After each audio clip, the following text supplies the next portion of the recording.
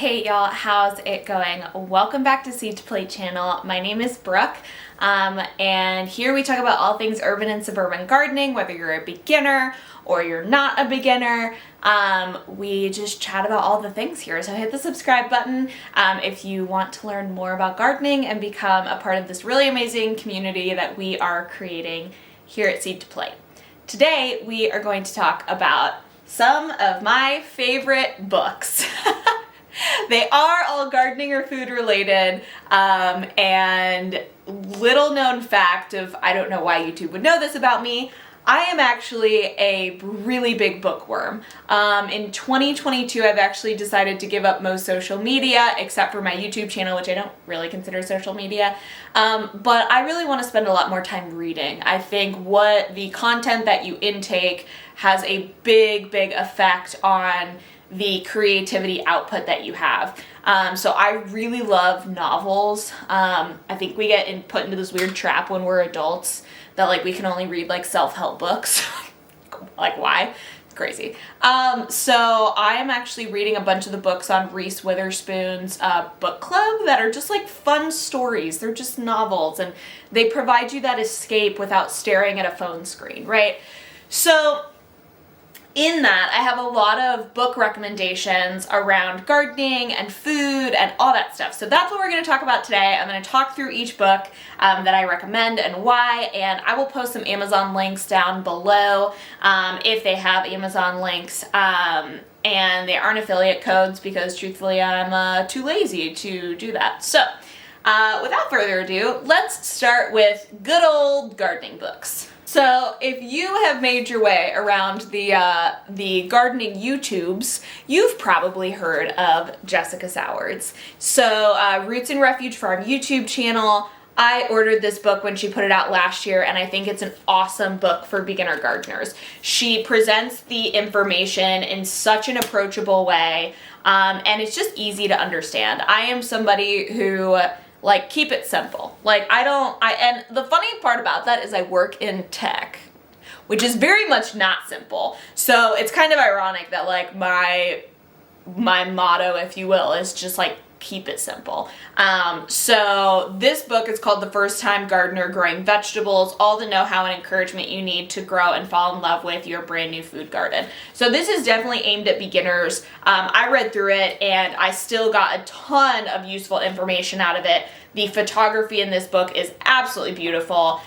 So heavily recommend reading through this for inspiration. Honestly, sometimes I go back through it if I'm feeling discouraged and I just look at the pretty pictures. So beginner gardeners, this one's for you. Okay, now on the beginner gardening front, I do think it's super important to have resource books. So that's what these are. This book is called Growing Fruits and Nuts in the South. And it is written by like a horticulturist. Actually, I think all of these books are. This is the Southern Kitchen Garden, which is another one that is South specific. And this one is called Neil Sperry's Complete Guide to Texas Gardening. And so these are books written by like horticulturists. I think the majority of them went to Texas A&M. These were actually given to me by a YouTube subscriber who was like, hey, like you need these books. And so honestly, like these are books that I refer to if I'm like having issues with a plant, or I don't know what a pest is or something like that. So these are awesome resource and reference books, and I've read through all of them at this point. Because they're just really great. They're written by like expert professionals. And so having books like this that are for your specific area, whether it's just for like generally the South or the North or the West or the East, or maybe it's for your specific state, things like this are awesome. And all three of these books were actually from like a thrift books, like a used bookstore. So definitely make sure you like look around for them. I mean, the books were probably written, so this book was probably, I mean, it looks to be a bit older, but these kinds of books are still awesome references. So as much as I think you can learn on YouTube, which is a lot of where I learned how to garden, I do think there's some stuff where it's just nice to have a book to go back to reference anything that you may need. Now, the other thing about your agriculture extension office is sometimes they will put out these nifty little spiral bound guides.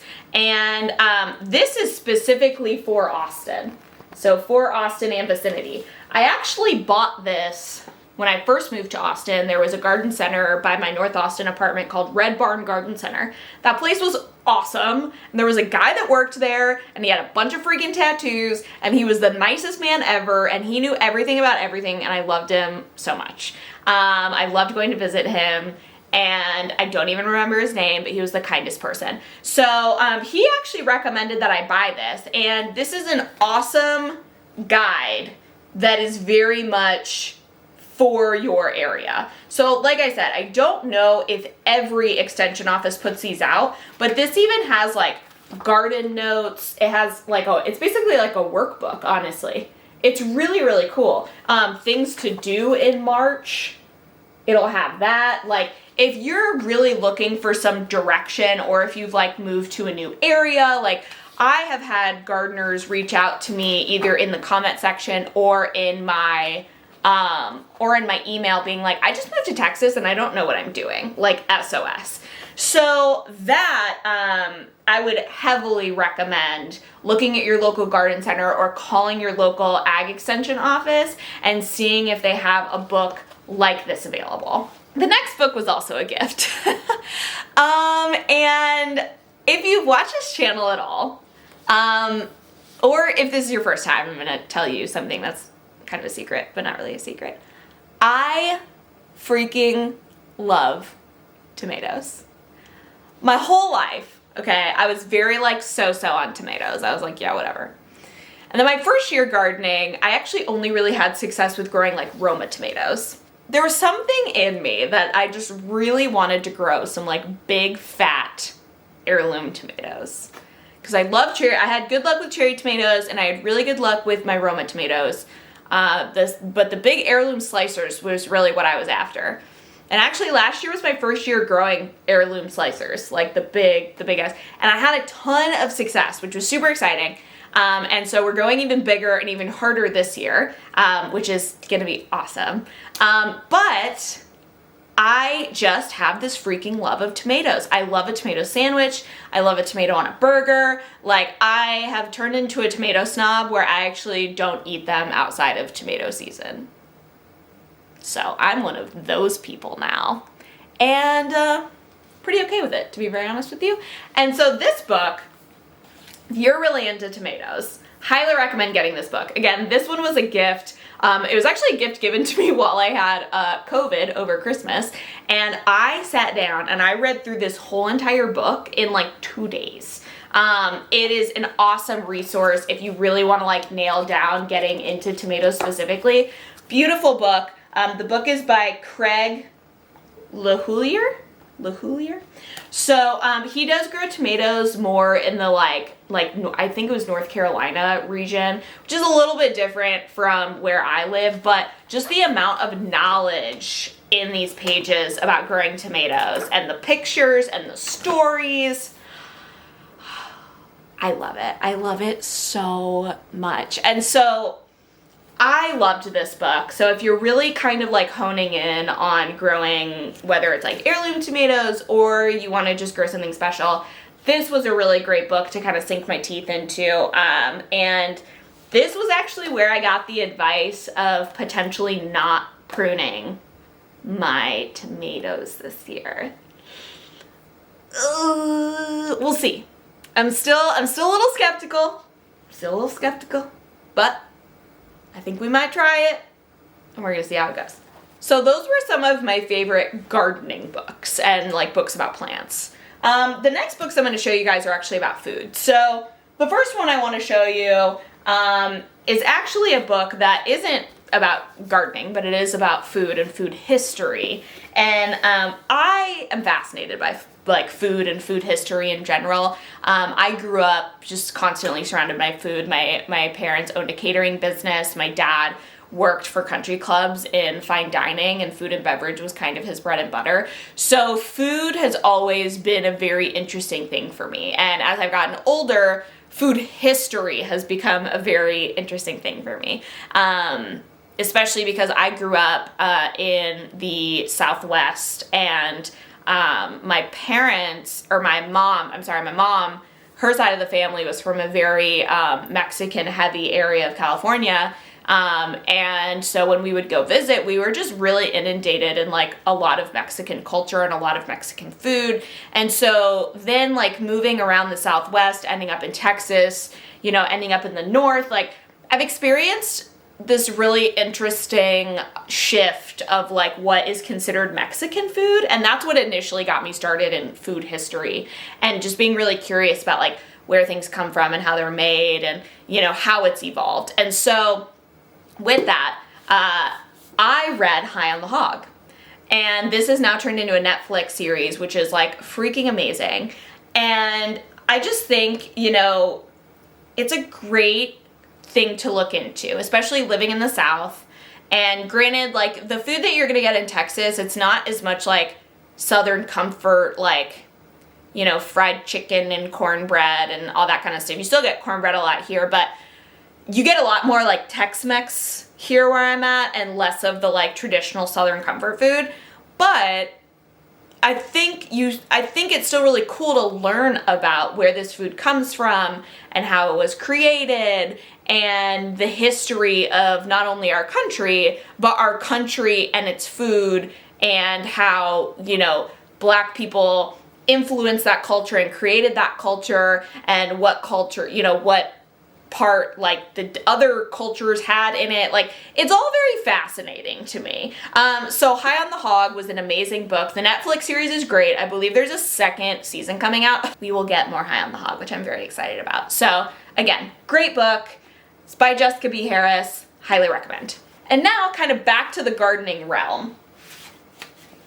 Canning and recipes. So these two books have been very important for me. This one is the new Ball Book of Canning and Preserving. So it's got some really fun, cool recipes.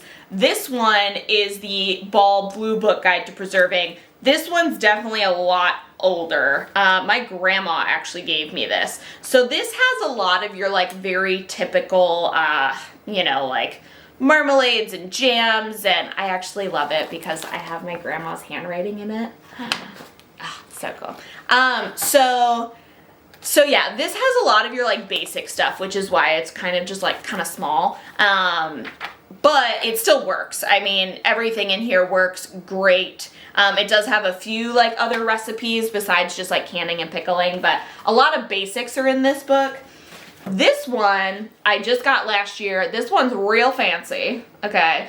It's got like peach habanero jelly recipes. It's got, I think there was like some kind of tequila strawberry jam or something like that. Like this book is, if you're a foodie, like green apple shallot chutney. I don't know what the heck that is.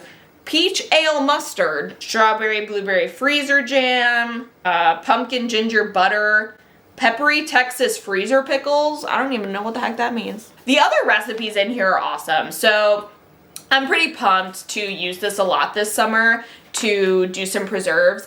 I made pepper jelly and tomato jam out of this cookbook last year that I actually still have some of, and it's still good, which means I canned it properly, which was a very big feat because it was the first time I had ever canned anything.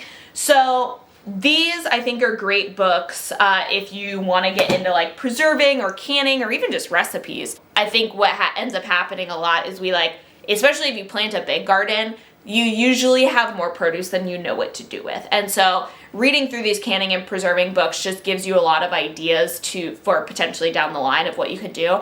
I probably honestly won't make tomato jam again. We didn't really use it that much. But the pepper jelly, big hit. Big hit. And I canned it in smaller jars to where you can just get like a block of cream cheese and pour the pepper jelly over and eat it with crackers. Oh my God, it's so good. So anyways, canning books I think are really important. Now, in terms of cookbooks, I don't use cookbooks very often. There's one cookbook that I use regularly. It's called Gluten-Free Flour Power. I am gluten-free because I have celiac disease.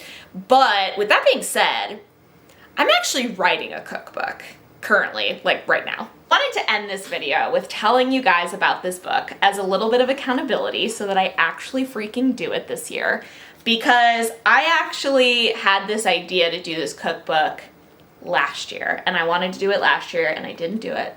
I spent some time writing it. I spent some time taking time away from it. I started a new job. There were just like 500 things going on last year. So this is a very working copy of the cookbook that I'm writing. It's called Seed to Plate, an Urban Gardener's Cookbook. And I actually have every single recipe written out. And I have stories and notes about each recipe. And everything in this book will have components that come out of my garden. So these are all recipes that are really near and dear to me that I am really excited to share with you guys. So I'm really hoping real hard that I can get this book finished, written, photographed, and published by Christmas of 2022. This cookbook is going to be telling a lot of stories, sharing a lot of family recipes, and just kind of sharing my heart and my food with you guys as it relates to what I'm growing in the garden. Those are all of my must-have books for gardeners, and maybe next year I'll make a new version of this video and recommend some new books, and maybe, just maybe, I will actually have a copy of my own printed cookbook to share with you guys. So, thanks so much for watching today. Happy gardening, and we'll see you next time.